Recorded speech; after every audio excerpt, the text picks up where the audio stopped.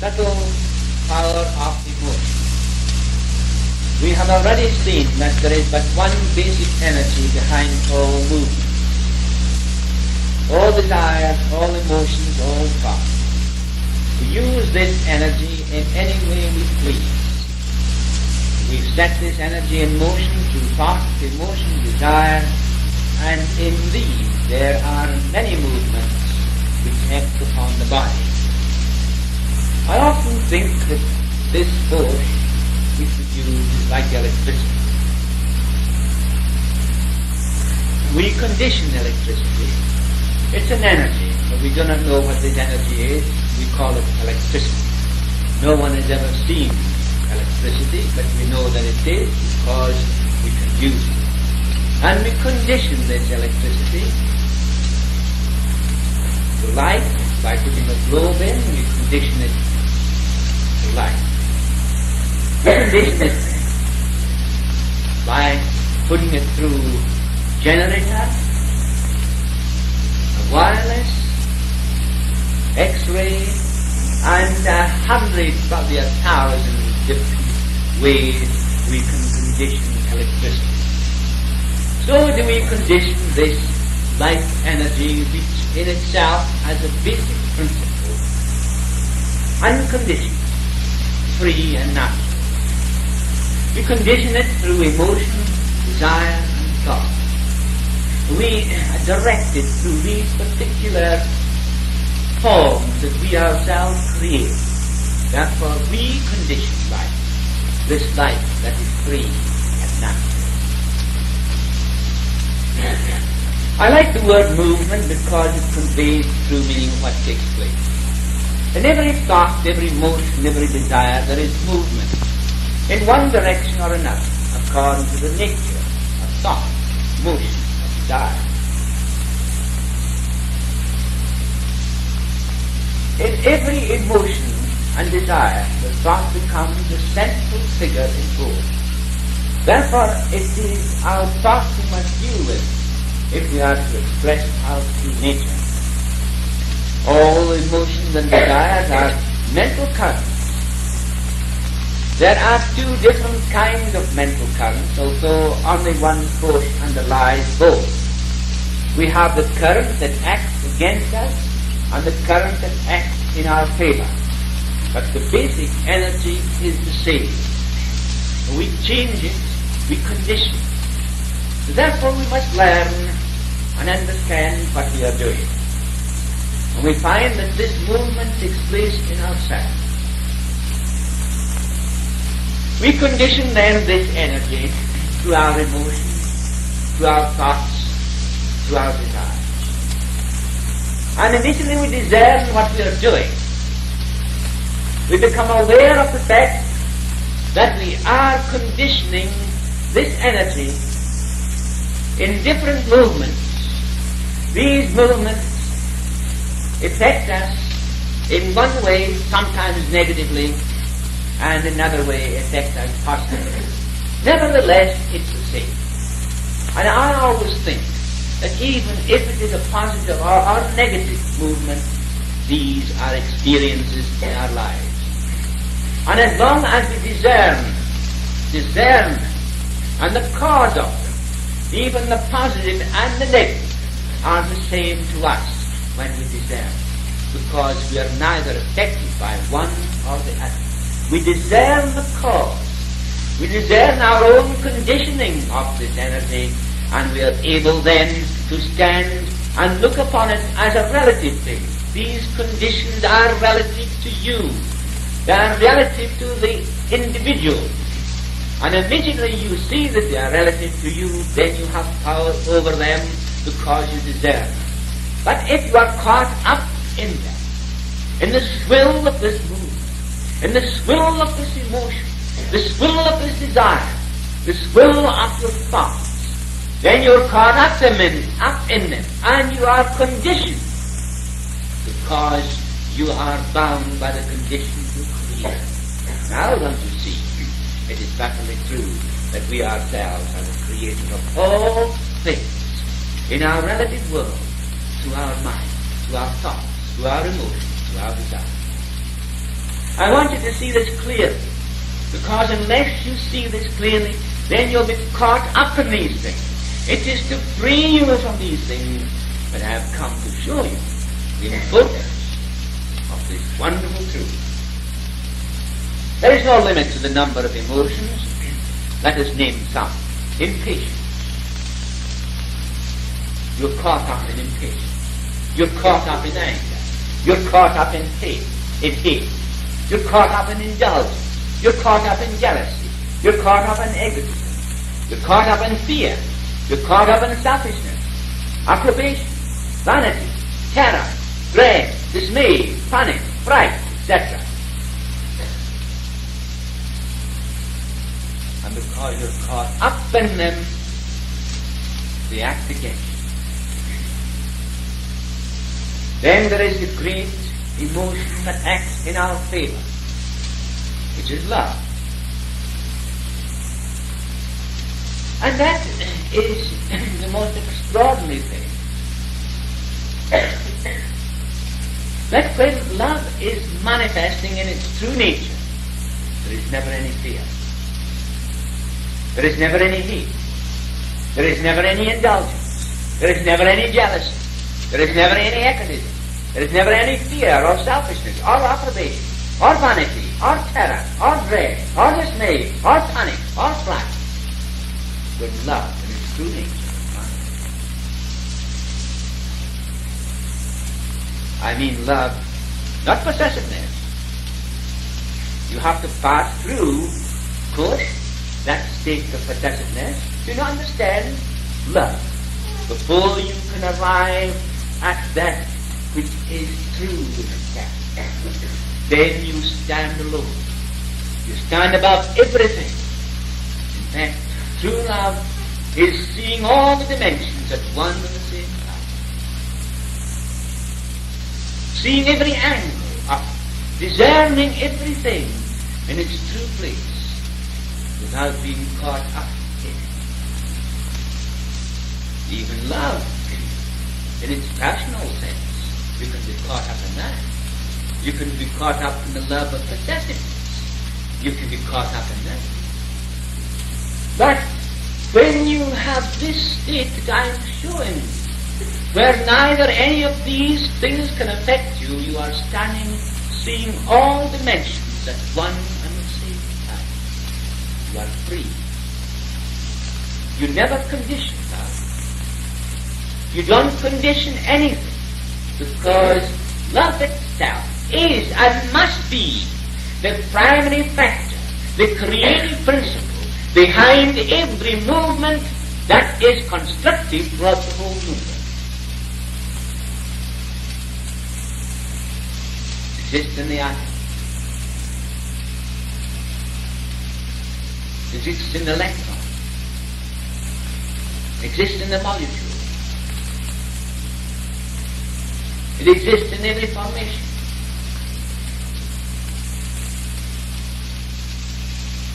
The binding quality, the quality that creates the perfect expression of the infinite created being. That being infinite must be perfect because it is eternal. That which is eternal must be infinite, and that which is eternal must be perfect.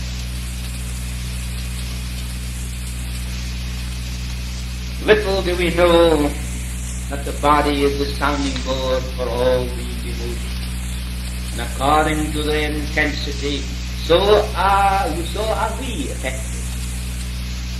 Think of your organs making a certain sound when aroused by any of these emotions. Your heart beats faster, your breathing apparatus is checked, your sweat glands pour out liquid, your stomach turns over, your intestines rumble, your tear glands weep.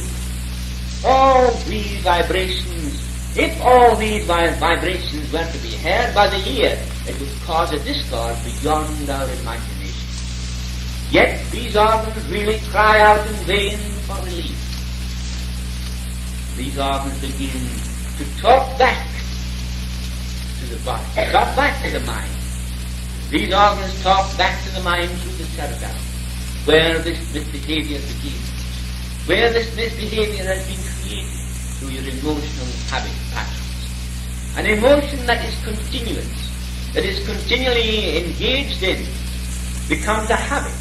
And that emotional habit pattern begins to express itself in some form whatever throughout your organism and your body.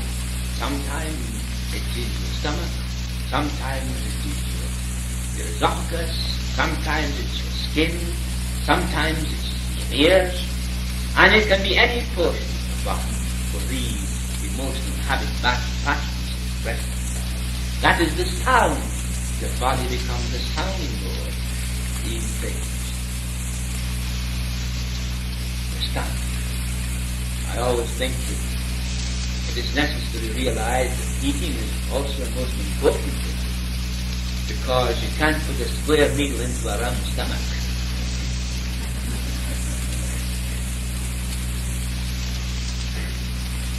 As I said to a patient of mine the other day, he came to me and he was back as broad as he was long, and I knew perfectly well what he was doing. He was eating far too much, and he had always been symptoms of a chap that was eating twice as much as he should eat. So I said to him, your trouble is you're putting a square meal into a round stomach, and it can't go.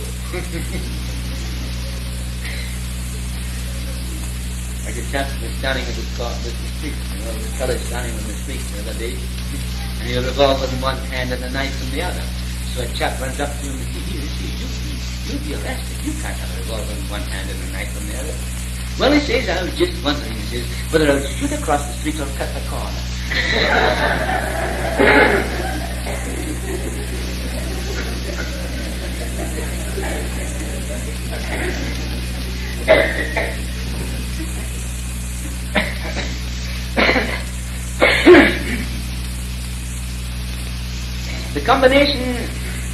The combinations of the organ's behavior are limitless in number. There are those which harmonize our organs and those which cause disharmony. Most of these are not caused by reaction to physical danger, but by reaction to events, people, and things. With this, the result that we deliberately create a disturbance in our working organism. All these effects arise out of situations affecting our adjustment to a confused world of confused people. With the result that many people are on the verge of a nervous breakdown caused by our homemade nervous tension. Now, what does that mean? We see then that we are not feeling physical danger. Our reaction is not so much to physical danger all the time, but our reactions are to events, people, and things. With the result that we become confused. The world is confused. The people are confused. And we are reacting to a confused world full of confused people. If you then continue to react to these things, you are caught up in your own emotions, your own thoughts, your own desires. And that's what I'm trying to show you, how you can prevent this. And you can prevent it only by discerning what you are doing. Have you ever examined in your mind, in your own mind, the many situations that would make you angry, jealous, or excite the emotion of love? Your heart, your glands, your stomach, and lungs are in a continual uproar. No wonder you suffer from all different complaints. In this lesson, I want to help you to discern these thoughts, emotions, and motives that are continually causing your organism to break down. When you realize that from every emotion or desire you can extract a mighty power, you have discovered a gold mine within yourself. That's when these emotions begin to rise up within you. the energy is already began to move in the direction. The movement according to your thought, your emotion, your desire. The movement is set in action. You have already caused the energy to be active. Now there's only one principle of energy. And how are we then to change the polarity of this energy once we have aroused it, so that this energy does not affect us destructively, but we can use it after it is aroused and directed into channels that will aid and help us.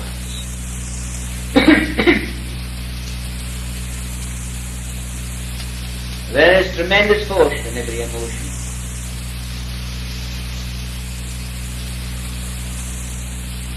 You must not then suppress an emotion. If there is a tremendous force in an emotion, and you suppress that emotion,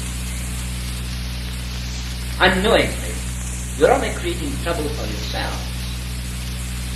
If that emotion is a movement in the wrong direction,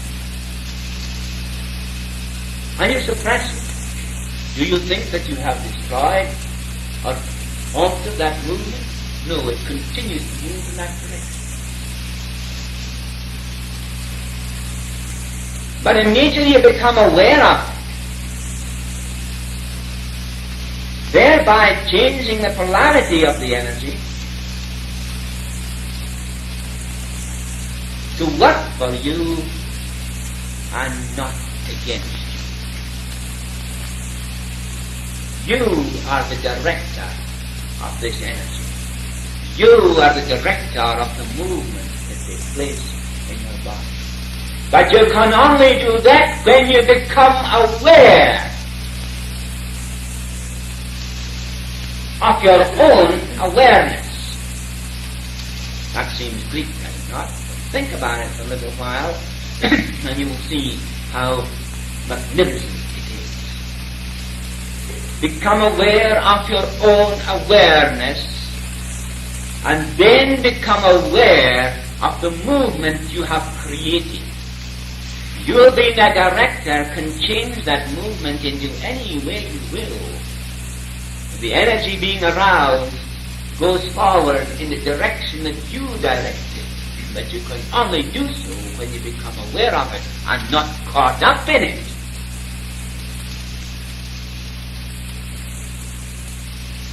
We have two nervous systems that function as one, each being interlocked with the other.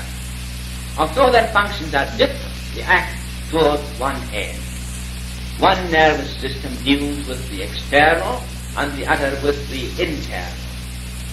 One deals, as it were, with, as we call this, the external things. This organism here, which we call the cerebrum. Otherwise we call it the cerebrospinal nervous system. And the other one we call the sympathetic nervous system, which originates in the cerebellum. These two are linked together by what was known as sensory nerves, motor or sensory nerves, so that your thoughts,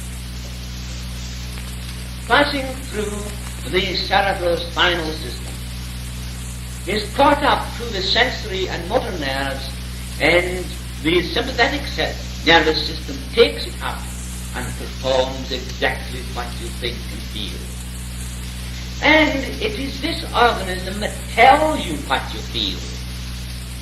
So the body begins to talk back to the brain, and the cerebellum begins to tell the cerebrum what it feels. And therefore, if you do not know what's going on, then the vicious circle is in operation, because you do not understand. But once you understand the mechanism that I am showing you, you will soon find out that you can direct the energy You can change the polarity because you are the director, because you have become aware.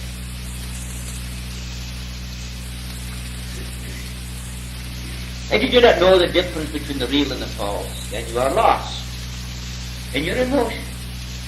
When you are aware of our true nature, our nervous system sends impulses that harmonize, the result being that we build healthy bodies.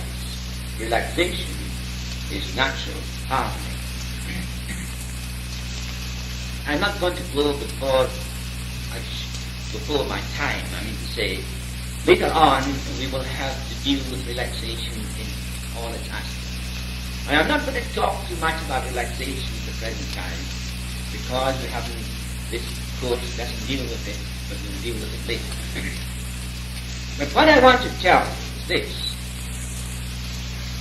I said before, when you take off the brakes, nature does the work. Why? It is very simple. When life is unconditioned, I told you then that we condition life through our emotions, our desires, our thoughts, and by these we cause tension through the nervous system. That is our picture upon the body. Our muscles become tense. They cause pressure on various vital centers. When we see that the external muscles are tensed, we know perfectly well that the internal muscles are tensed also. We have conditioned life. We have put life in a cage. What do you do then? You must relax. Conscious relaxation then tends to break up the tension and break up these habit patterns you have created through conditioning life.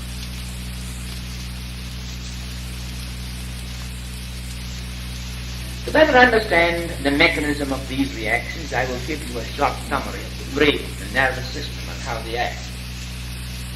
Realizing always that this organism is definitely under the control of the mind and will of consciousness.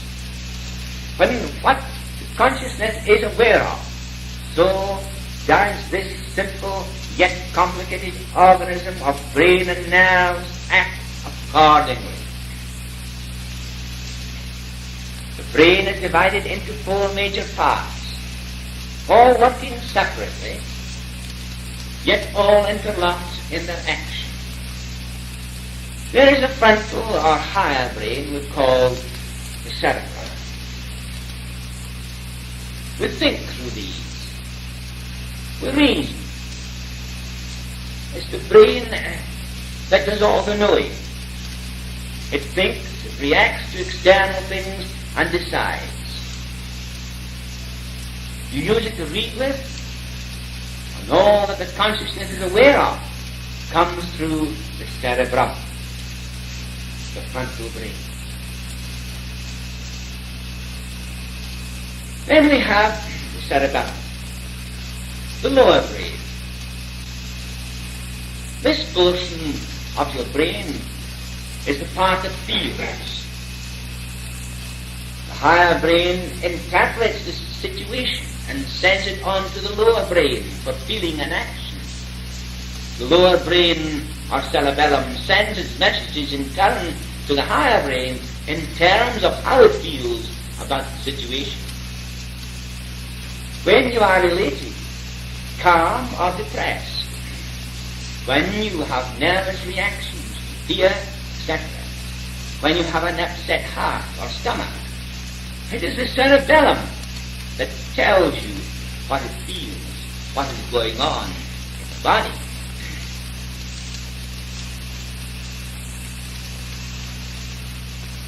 The cerebellum or lower brain is the controller,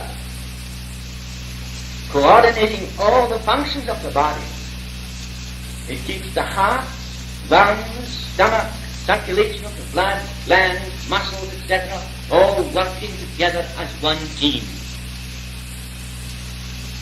And when the cerebellum is free from misbehavior, Misbehavior, mind you, created by your own emotional habit patterns. The organs work smoothly and easily because they are coordinating properly because of a free cerebellum. But if there is misbehavior in the cerebellum, then there is interruption. Then there is misbehavior in the organs, and the coordinating quality has been lost.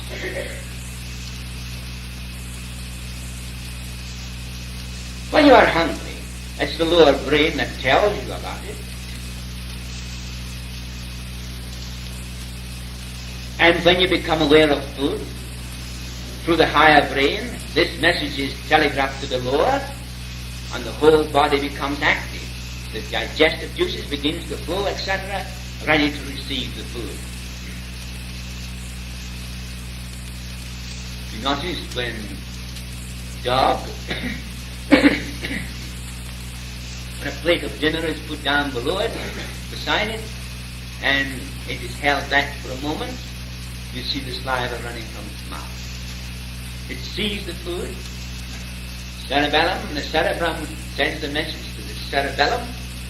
The cerebellum, the coordinating power of the body, causes the glands to throw out the necessary substance for the digestion of the food. When you see food on the table, you're hungry. The brain tells the cerebellum what it is. The cerebellum then prepares the whole of the organs of the body to become ready to receive the food. It is this same portion of the brain that becomes active through various emotions, and these are reflected upon the body. This organ reports what is going on in your body to the higher brain. When the nervous tension, when in a nervous tension your heart beats fast, your knees tremble, your hands shake, your stomach does convulsions, it's the lower brain that tells you what is happening.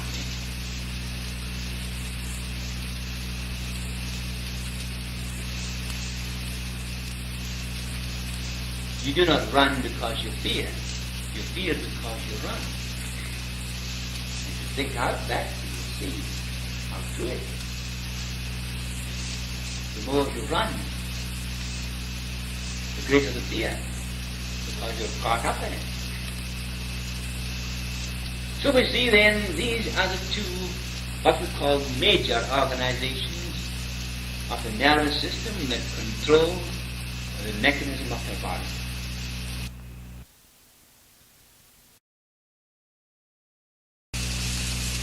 Now we have what we call the medulla. It's the organ that is like a telephone exchange. All the wires, all the nerves, passing on the messages to each and every part of the body. All nerves pass through this wonderful part of the brain, and each organ gets its message accurately. There is no slip in the exchange, no double connection.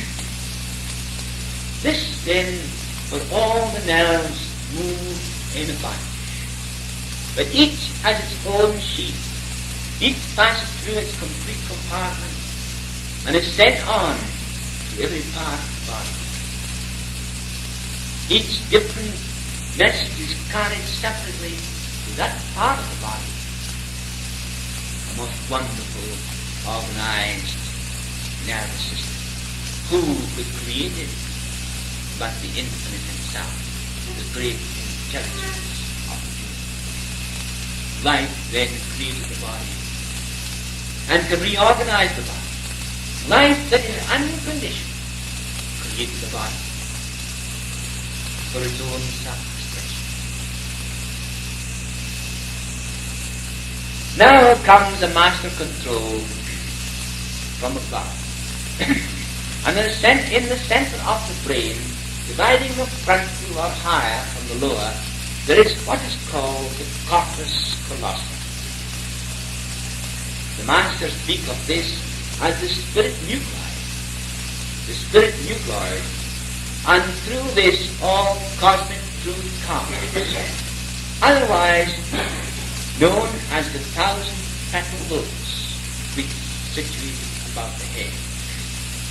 In drawings you have seen of this petal lotus, 1,000-petal lotus, it's like a trumpet that opens above the head, and as it were, vibrations of intelligence pour into this corpus callosum, and there it is received. In its true nature, it's passed on to the brain, to this portion of the brain, here the cerebrum, where the cerebrum then takes hold of it and brings it and makes it into ideas of words and sounds that you can understand. So in everything, what is happening at this very moment is the same thing. I am standing here. I talk freely to you. But many of the things I tell you, I have never known before myself. I only know them when I make them into words. When I make them into words, ideas of truth, I have then conditioned this wisdom. It comes through this corpus callosum, and therefore I take hold of it through this brain of mine and form it into words and ideas that I hand out to you. You pick it up also, and you then, with your own mind, accept these things because you know it's true. Your experience tells you that what I tell you is true. The simplicity of this wonderful truth is beyond the understanding of human nature. So simple is the operation, yet so complicated in its nature that it's beyond our comprehension.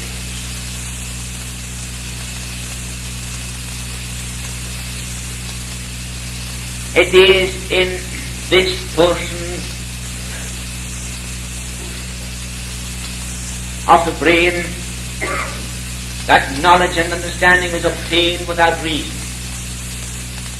In fact, this is the all-knowing center, and when developed, conveys knowledge, etc., by means of inspiration to both the higher and lower brain, thereby influencing both, and gives confidence to the higher, and the lower is harmonized and calm.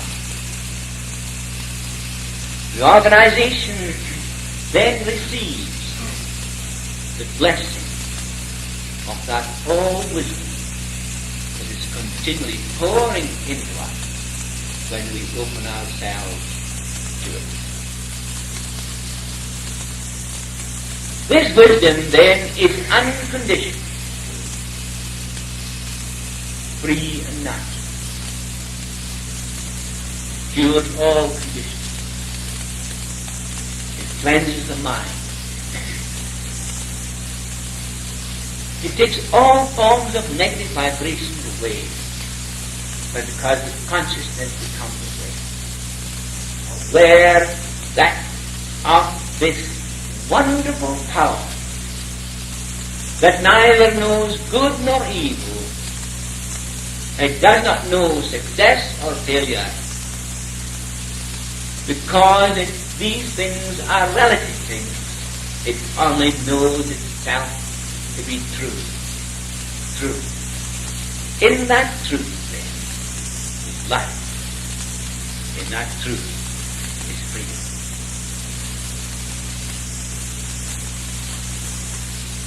But as this center must be developed, and by the means I am using and teaching you, the process is gradual, yet firmly established. I have more to say about this later on as we come to this part of the course. Now I want to deal with the emotional fear, that basic emotion that underlies all emotions that work against us. When man fears, he perceives some kind of danger to himself, physically or mentally or socially. The next reaction is one of escape and how it can be accomplished.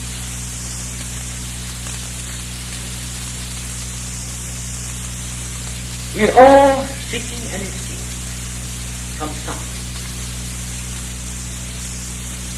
Unless we can discern the fact that we are seeking an escape, we will never be able to eliminate it, or will never be able to escape. For the simple reason that we are always caught up in our escape. But if we see what we are doing and the means through which we are trying to escape, then we will dissolve it and we will be free. It is awfully true. When you begin to discern the cause why you want to escape, then you have solved your problem. One man's danger is another man's everyday work. The man who works on the construction of a modern 100-story building structure and who leans against the wind would faint in the cage of lions. Yet the lion tamer would crawl on his belly and hang on in a frustrated fear, and hang on in frustrated fear even beyond despair. The riveter who catches red-hot rivets with ease would almost faint when asked to make a speech before an audience.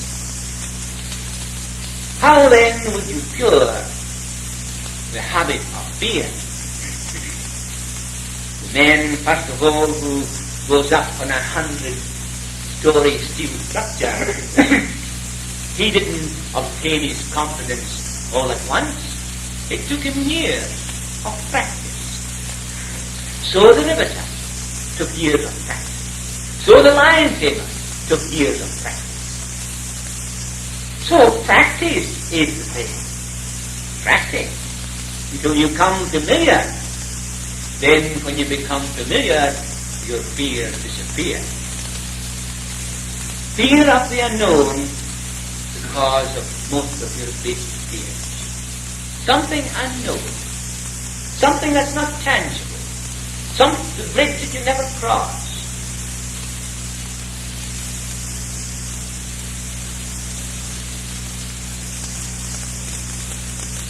But if, then, you do not understand this fear, these fears set up reflexes in the body, creating disagreeable sensations, which create a strong secondary motive to find an escape. If escape is impossible, these secondary feelings may become so intense as to produce paralysis, terrors, and how true that is. If we cannot find an escape, then we feel heavy. Our fear may paralyze us. Take, for instance, walking on an 18-inch plank along the floor. You can walk on it with perfect ease, 18 inches, from here to the end. But put that plank 100 feet up in the air from one building to another, and then try to walk across it. See what would happen. Why can't you walk across the plank as easy 100 feet up in the air from one building to another, and you can walk across the floor? Now, because of the fact that you have perfect confidence you will do it here, there is something to support you, but up there is nothing. And your fear of falling is the fear that causes you, prevents you from walking across that plank 100 feet in the air. Fear of falling. The most of you then suffer from this fear. Fear of being unable to do a certain thing. you have not the confidence. But by practice, you do have the confidence. And that is to say, when you understand that, your fears at the beginning may be great, but as you practice, your fears become less and less, as long as you do not seek an escape. Immediately begin to seek an escape, then you have lost yourself. The person who walks across the planet will lie on his belly, and he'll struggle, even struggle on that, because he wants to escape from falling.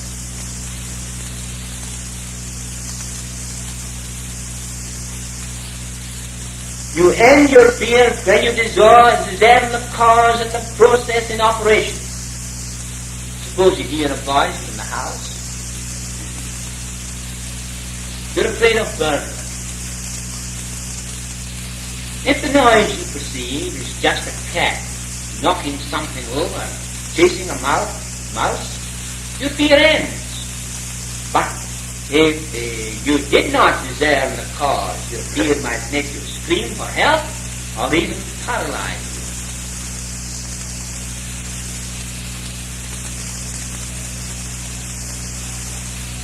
you. Later on we will deal with the means of banishing fear entirely.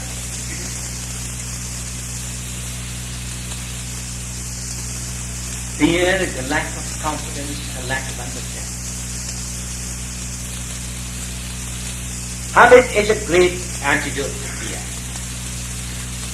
Fear of animals will disappear when you get the habit of working with them.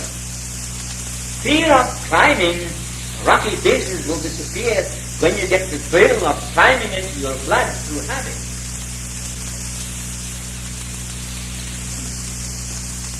There are very few people in the world who climb rocky faces. I have climbed many in my time. I've climbed the Himalayas, but I have climbed even steeper mountains than that. I have climbed Mount Cook in New Zealand, which is one of the steepest and most dangerous mountains in all the world to climb. Although it's only 12,000 feet above sea level, its pinnacles of ice are almost perpendicular. And I know what thrills it used to give me when I used to perch and hang with my fingers on a ledge and look down hundreds of feet below into space. It's a thrill, I tell you, it's a thrill.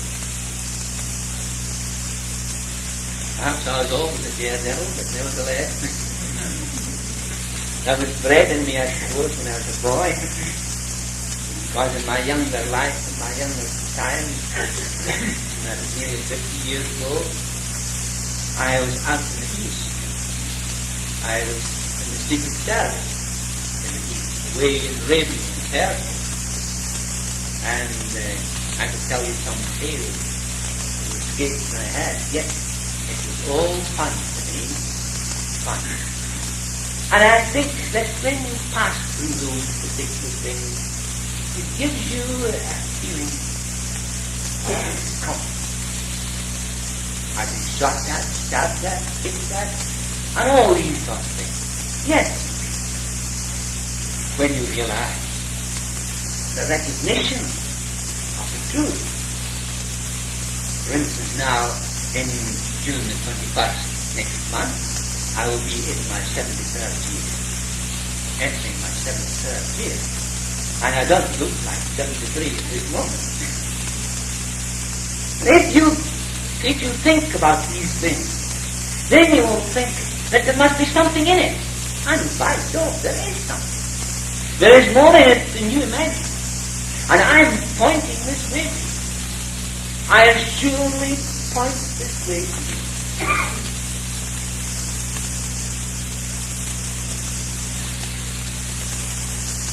It is not running away that helps, but facing the situation and to establish the habit of facing everything, no matter what it may be.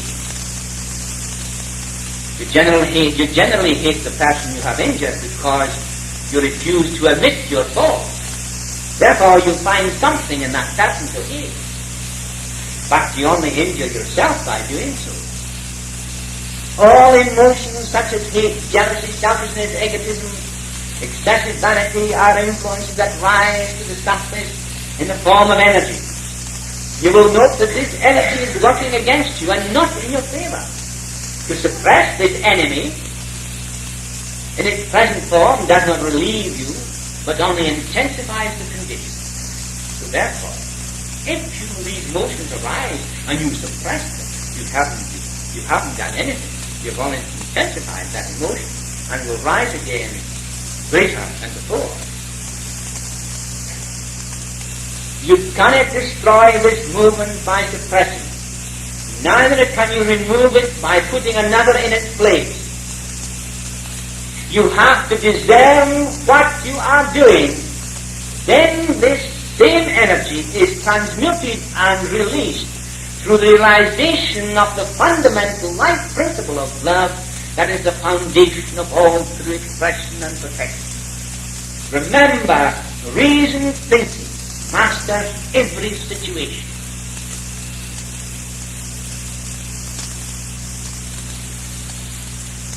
Reason thinking masters every situation. I remember one time, many years ago in my exploits, when I, at first, they told me, now you've got to be very careful, otherwise you may be shot. You don't know what's going to happen to you from one moment to another. And especially when you're asleep. Hold your revolver in your hand and hold it in between your legs. Not hold it up, but down in between your legs, covered in the blanket. And hold it ready at any moment to shoot to protect yourself.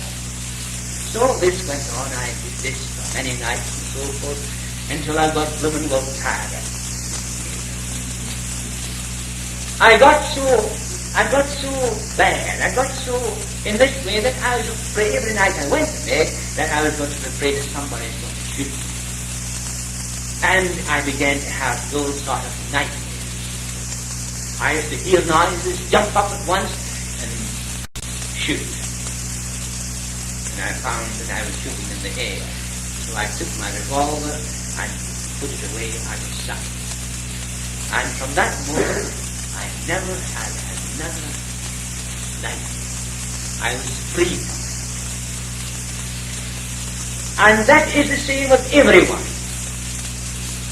We are afraid. We support our fears by our actions. And we bring on the results.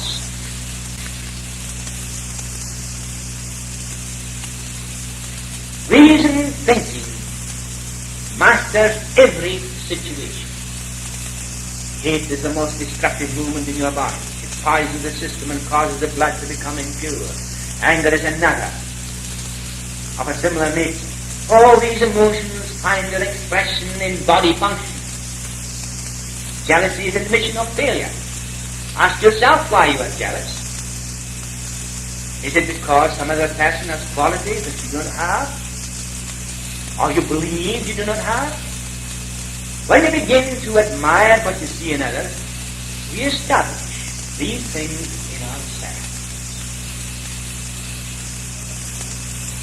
But if you get away from the relative altogether into that which is real, you'll establish a sense of security that can never be attained through a belief in your personality, a belief in your own power, a belief in your capabilities, a belief in your so-called intellectualism,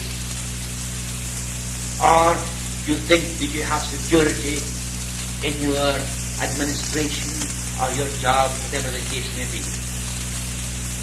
There is no security in any of these relative things whatsoever. If you think that you have security because you're good looking, or anything like that, you will find that it is not so. But if you know that life itself is unconditioned, is perfect in itself, And it is that life is expressing itself always. You can condition that life according to how you are aware. Your thoughts then become the focal point of the expression of life, and you can direct it any way you please. We have light, we have power, we have electricity, we have all different forms, hundreds of different ways we are using electricity. You can use light just the same. Just the same. There are millions of lights in the city, but there's only one electricity that permeates all. There is only one light, even though there are millions of people, but there's only one light that is expressing itself through them all, and it's the same light. You are conditioning light, I am conditioning light. Yet when you know that it's free, there is freedom.